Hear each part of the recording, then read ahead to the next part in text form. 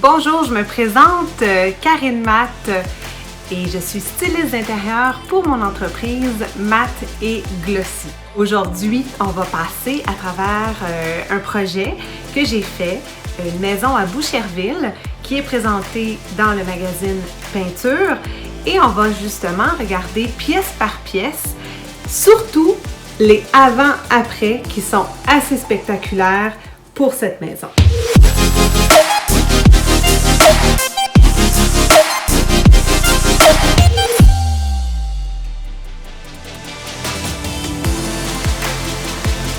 Donc l'entrée de cette maison était, on s'entend là, quand on voit évidemment les photos, on était vraiment dans les teintes de brun, de beige, donc des teintes très chaudes qui sont très belles en soi.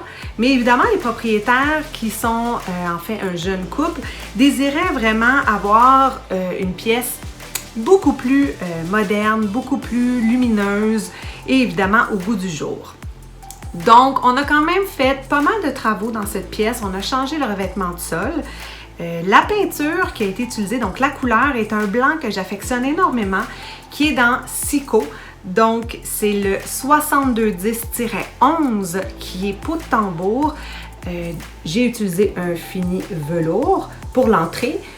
Évidemment, il faut que ça se nettoie bien. C'est une pièce qui est passante, donc c'est très important.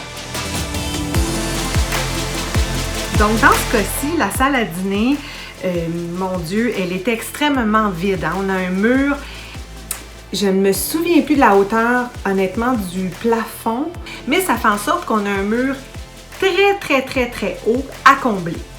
Donc, le truc, en tout cas, un de mes trucs, évidemment, pour combler un mur, parce que, bien évidemment, j'aurais pu mettre une toile, mais trouver une toile aussi grande, c'est un défi en soi. Donc, dans ce cas-ci, j'ai utilisé les moulures. Donc, c'est une manière aussi qui n'est pas dispendieuse. Donc, et ça remplit le mur sans nécessairement utiliser un accessoire. Ce qui fait le wow de cette pièce, c'est évidemment le bleu qui a été utilisé. Donc ici, c'est toujours dans Sico, arête bleu, le 6023-73 dans Sico. Évidemment, mon truc à moi, plus j'utilise des couleurs foncées sur les murs, plus je préconise un fini mat. Donc la cuisine, il y a eu de légers changements. Ça a été surtout au niveau du dosseret, qui en fait, ça a été vraiment de trouver la teinte du dosseret, donc la teinte dans la tuile qui allait vraiment bien aller avec le comptoir existant. Mais évidemment, j'ai voulu faire un petit clin d'œil à notre salle à manger en utilisant des chaises bleues pour l'espace dinette.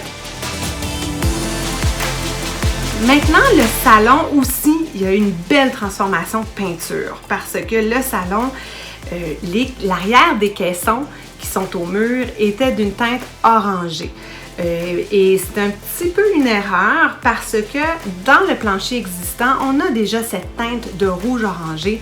Donc évidemment, en mettant encore une couleur orangée, donc on retrouve déjà dans le plancher, bien, ça accentue toutes ces teintes qui, au final, le client, on voulait justement se départir de ces teintes-là. Mon conseil, évidemment, a été de peinturer l'intérieur des caissons, quelque chose qui est extrêmement facile à faire, et aussi de peinturer le foyer.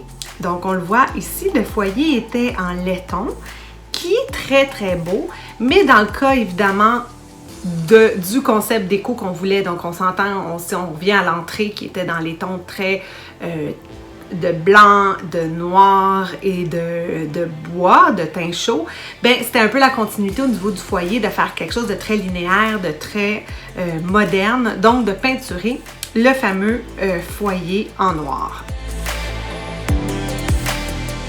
La chambre, c'est aussi une pièce extraordinairement belle où j'ai quand même eu un challenge à cause de l'angle au plafond. Donc, la possibilité ici de jouer avec la couleur était immense. Dans ce cas-ci, je trouve intéressant d'aller chercher une couleur très soutenue, mais d'aller chercher aussi ce petit angle-là qui fait que c'est comme si on était dans un petit cocon, comme si on était sous un toit d'un balcon.